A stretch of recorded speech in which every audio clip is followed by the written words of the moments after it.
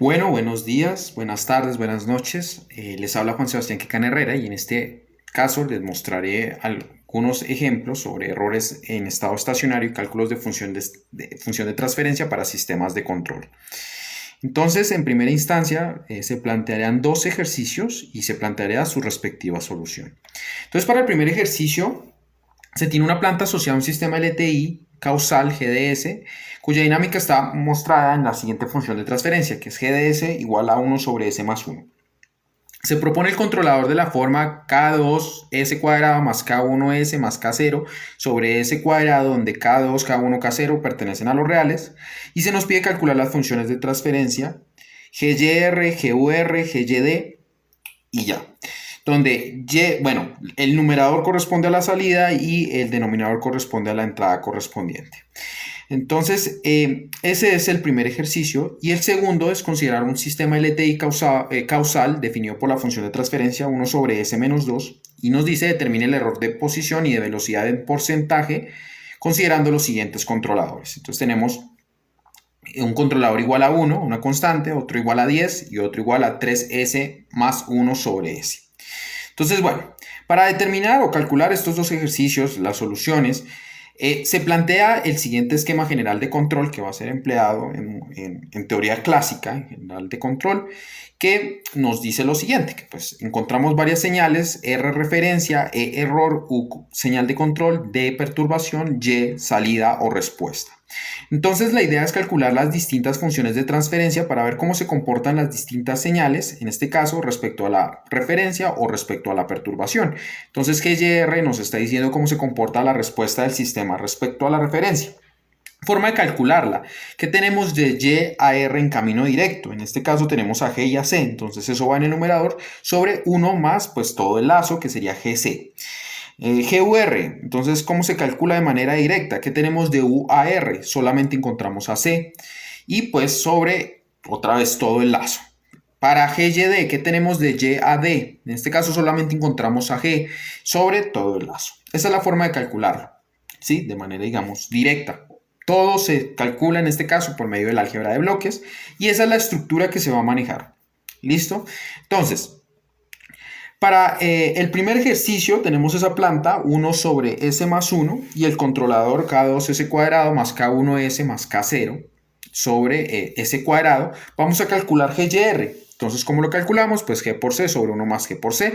Hacemos todo el procedimiento algebraico y llegamos a la expresión K2S cuadrado más K1S más K0 sobre S cúbico más, bueno, esa expresión. Hacemos lo mismo con GUR, en este caso, pues U sobre R, U salida, R entrada y pues es C sobre 1 más G por C.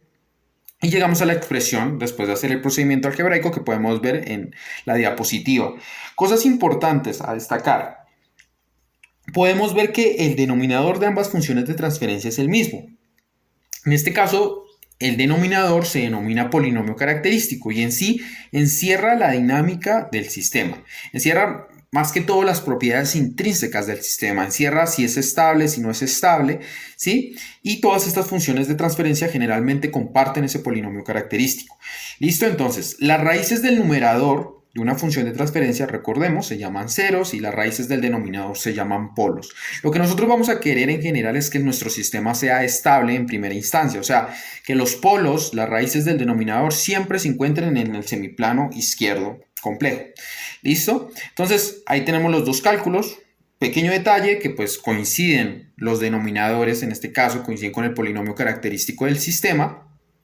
Y para GYD hacemos los cálculos G sobre 1 más G por C, nos damos cuenta que esa expresión también tiene el mismo denominador, o sea, coincide el polinomio característico, ¿sí? Entonces es muy importante que ese polinomio característico tenga sus raíces en el semiplano izquierdo complejo. ¿Por qué? Porque normalmente las respuestas en los sistemas lineales están definidas por exponenciales. El que no sea en un sistema estable, lo que va a generar es que va a tener asociada la respuesta una exponencial creciente. ¿Listo? Entonces eso es todo por este ejercicio, cálculo álgebra de bloques. Y ahora para el segundo ejercicio, que es cálculo de errores en estado estacionario, en primera instancia hay que verificar que el sistema sea estable para que estos errores se puedan calcular. Si el sistema no es estable, quiere decir que tiene raíces en el semiplano derecho complejo. ¿Qué implica esto? Que tiene asociado exponenciales crecientes en su dinámica intrínseca. Entonces, las respuestas nunca van a converger. ¿Sí? Entonces, si el sistema es estable, de acuerdo al libro de Chen, Analog and Digital System Design, Control Design, podemos ver que el error de posición se puede definir de esa forma como el absoluto de 1 menos GO, siendo la función de transferencia del sistema enlazo cerrado, GYR, evaluado en 0, ¿cierto? Por 100, por el porcentaje. ¿Qué vale la pena resaltar acá? Que estos cálculos se determinan por medio del teorema del valor final. Normalmente, para el error de velocidad, pues ahí tenemos la expresión también, donde GO derivado corresponde con la comilla que tiene el GO al final. En este caso, todo esto surge del teorema del valor final y de la respuesta en estado estacionario de un sistema lineal, ¿sí? En general, para el error de posición se considera una entrada de tipo constante y para el error de velocidad una entrada de tipo rampa. ¿Qué vale la pena resaltar? Que pues para simplicidad de cálculos y para que no haya necesidad de normalizar y hacer procedimientos adicionales después, se consideran entradas unitarias, ¿sí? O sea, constante unitaria, rampa unitaria, ¿sí? Para pues simplificar los cálculos y podemos usar esas expresiones que están del libro del Chen. Entonces, para el primer ejercicio se considera GDS igual a 1 sobre S menos 2. Tenemos un controlador igual a 1. Entonces, ¿cómo se calcula GO? Pues ya sabemos, ¿no? G por C sobre 1 más G por C. Al hacer el procedimiento algebraico nos damos cuenta que pues, ese sistema tiene una raíz, el denominador tiene una raíz en 1, ¿no? Y eso es inestable porque está en el semiplano derecho complejo y eso es inestable. ¿Y qué quiere decir eso? Que en su dinámica, en su comportamiento intrínseco, tiene asociada una exponencial creciente. Esta exponencial creciente nunca va a dejar converger la respuesta del sistema sin importar la entrada, ¿sí? Sea una constante, bueno, etc. Ahora, si consideramos el controlador igual a 10, o sea, una constante igual a 10, nos damos cuenta que el sistema sí es estable porque tiene su polinomio característico es S más 8, o sea, su raíz está en el semiplano izquierdo complejo, está en S igual a menos 8. Por lo tanto, tiene asociada una exponencial decreciente, por lo tanto, sí se puede asentar en algún punto. Así, pues, el error de posición, usando la expresión anteriormente mencionada, llega a ser 1 menos GO evaluado en 0, que sería 1 menos 10 sobre 8, que pues por 100 nos daría 200 sobre 8%, obviamente. Y pues para el error de velocidad, un pequeño detalle, si el error de posición es finito, diferente de 0, el error de velocidad diverge, ¿sí? O sea, si vamos subiendo el orden polinómico y ya el anterior orden fue una constante diferente de 0, ya de ahí para adelante va a diverger. ¿Listo? Eso es para ese ejercicio y para el segundo pues se considera pues aquí para el tercero perdón un controlador igual a 3S más 1 sobre S.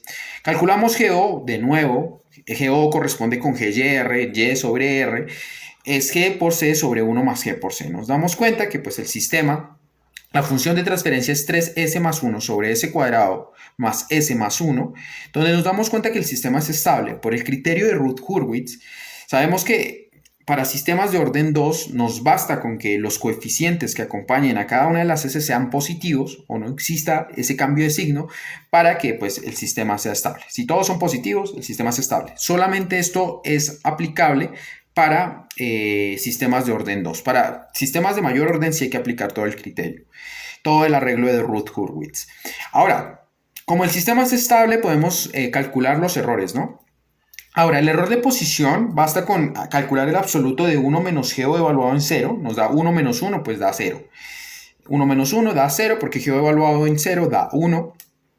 Y para el error de velocidad hacemos el cálculo, nos damos cuenta que va a quedar como el absoluto de la derivada respecto a S evaluada en 0.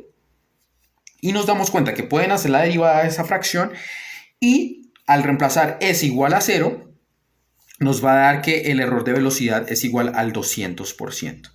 ¿Listo? Eso sería todo por este pequeño ejercicio, bueno, por esta pequeña presentación, estos pequeños ejercicios. Entonces, muchas gracias a todos por su atención y nos vemos en una próxima ocasión.